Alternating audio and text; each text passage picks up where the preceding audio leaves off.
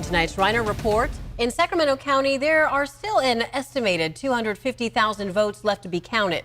Those votes can impact local races and ultimately which party controls Congress. Yeah, and some people have questioned why it takes so much longer in California to certify votes when some other states are able to call the races the same night. Well, ABC 10's Morgan Rynor covers all things politics, and she is here now live in the studio with some answers. Morgan.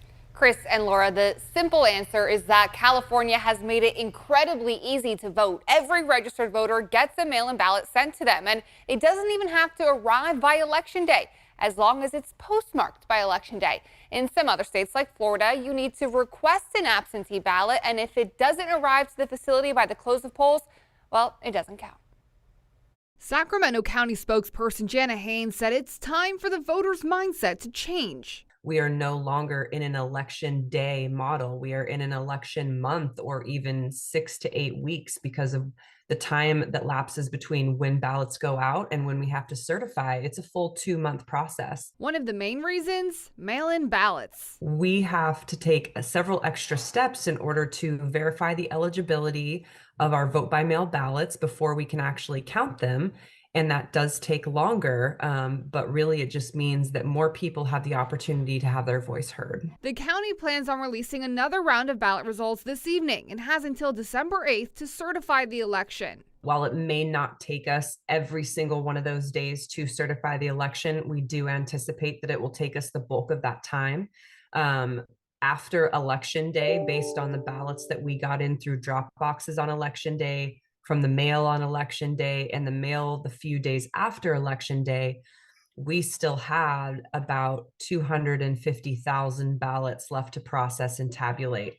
And those votes could make the difference. A lot of the races, particularly some of the local races for council members or board members, or, smaller school district races, where there are literally just a few hundred votes. There are still 16 congressional races left to be counted or called here in California. So right by us, the 13th district, for example, I mean, it's less than 300 ballots between those candidates. And if you go as far down to Southern California, they have races where it's about 1.5 percentage points between the candidates. So we have a lot of close races right now. Exactly. Really, every vote counts. Now, Morgan, California is the state that has the most, undecided, right, at this moment? Yes. So all eyes are on the Golden State right now. About half of all ballots have been counted in California so far. And to give you some perspective, after the 2020 election, it took the state 11 days to report about 95% of the ballots. And we're on day 3 right now. And Morgan, when you consider that in places like San Joaquin County, for example, 98% of the ballots were mail-in, it kind of explains why it takes some time to count. People are taking advantage of it. Morgan, thank you.